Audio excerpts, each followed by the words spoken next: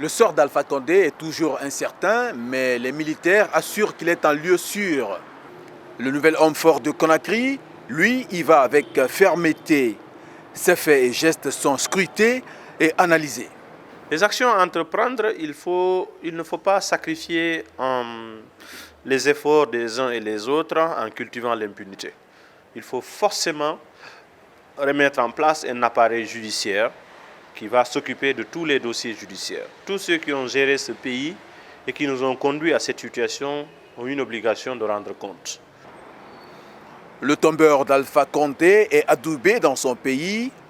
Aucune condamnation n'est faite depuis le coup d'État. Il est même renforcé par un soutien que lui apporte Cellou Dalein Diallo, principal opposant à Alpha Condé. Le CNRD peut compter sur le soutien de l'ANAD dans l'effort qui vise à construire une démocratie apaisée dans notre pays. C'est l'occasion de rendre hommage à tous les Guinéens, de l'intérieur comme de l'extérieur, dont la mobilisation a contribué à la chute de cette dictature et d'honorer la mémoire de ceux qui ont consenti le sacrifice ultime pour l'avènement du 5 septembre 2021. Lundi, le chef de la junte a rencontré à Conakry d'anciens dignitaires du régime Condé. Le président du Conseil national pour le rassemblement et le développement s'est montré ferme. Il n'y aura aucun esprit de haine ni de vengeance.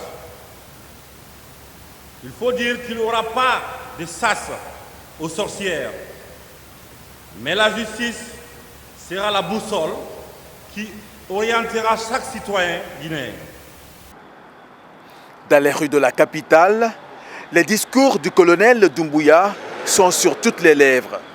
La junte promet une justice impartiale, une justice équitable. La junte va en guerre contre l'instrumentalisation de la justice. Il ne faut pas que la junte commence à dicter aux magistrats leur conduite.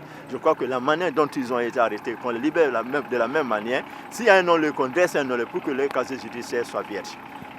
Bon, honnêtement, j'apprécie le discours s'il y a une sincérité dans le discours, parce que c'est ce que nous recherchons tous. C'est vrai, ces derniers temps, on a vu la souffrance de la population concernant, si vous voulez, le niveau là où ils ont augmenté le carburant.